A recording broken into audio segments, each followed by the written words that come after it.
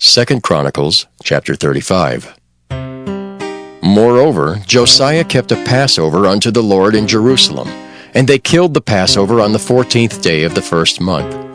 And he set the priests in their charges, and encouraged them to the service of the house of the Lord, and said unto the Levites that taught all Israel, which were holy unto the Lord, Put the holy ark in the house which Solomon the son of David, king of Israel, did build. It shall not be a burden upon your shoulders. Serve now the Lord your God and his people Israel. And prepare yourselves by the houses of your fathers after your courses, according to the writing of David, king of Israel, and according to the writing of Solomon his son. And stand in the holy place according to the divisions of the families of the fathers of your brethren the people, and after the division of the families of the Levites. So kill the Passover, and sanctify yourselves, and prepare your brethren, that they may do according to the word of the Lord by the hand of Moses. And Josiah gave to the people of the flock lambs and kids, all for the Passover offering, for all that were present, to the number of 30,000, and 3,000 bullocks. These were of the king's substance. And his princes gave willingly unto the people, to the priests, and to the Levites. Hilkiah and Zechariah and Jehiel, rulers of the house of God, gave unto the priests for the Passover offerings 2,600 small cattle and 300 oxen.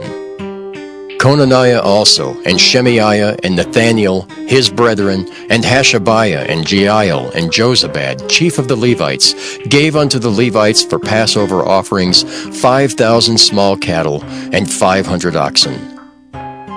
So the service was prepared, and the priests stood in their place, and the Levites in their courses, according to the king's commandment. And they killed the Passover, and the priests sprinkled the blood from their hands, and the Levites flayed them. And they removed the burnt offerings, that they might give according to the divisions of the families of the people, to offer unto the Lord, as it is written in the book of Moses. And so did they with the oxen. And they roasted the Passover with fire according to the ordinance. But the other holy offerings sawed they in pots, and in cauldrons, and in pans, and divided them speedily among all the people. And afterward they made ready for themselves, and for the priests, because the priests, the sons of Aaron, were busied in offering of burnt offerings and the fat until night. Therefore the Levites prepared for themselves, and for the priests, the sons of Aaron. And the singers, the sons of Asaph, were in their place, according to the commandment of David, and Asaph, and Heman, and Jeduthun, the king's seer.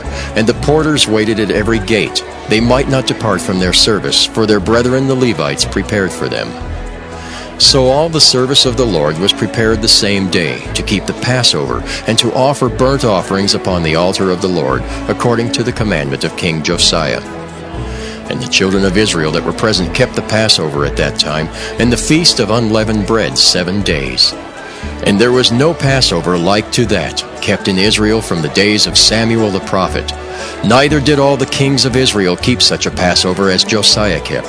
And the priests, and the Levites, and all Judah and Israel that were present, and the inhabitants of Jerusalem. In the 18th year of the reign of Josiah was this Passover kept. After all this, when Josiah had prepared the temple, Necho king of Egypt came up to fight against Carchemish by Euphrates, and Josiah went out against him. But he sent ambassadors to him, saying, What have I to do with thee, thou king of Judah? I come not against thee this day, but against the house wherewith I have war. For God commanded me to make haste. Forbear thee from meddling with God who is with me, that he destroy thee not. Nevertheless, Josiah would not turn his face from him, but disguised himself, that he might fight with him, and hearkened not unto the words of Necho from the mouth of God, and came to fight in the valley of Megiddo. And the archer shot at King Josiah, and the king said to his servants, Have me away, for I am sore wounded. His servants therefore took him out of that chariot, and put him in the second chariot that he had, and they brought him to Jerusalem. And he died and was buried in one of the sepulchres of his fathers. And all Judah and Jerusalem mourned for Josiah.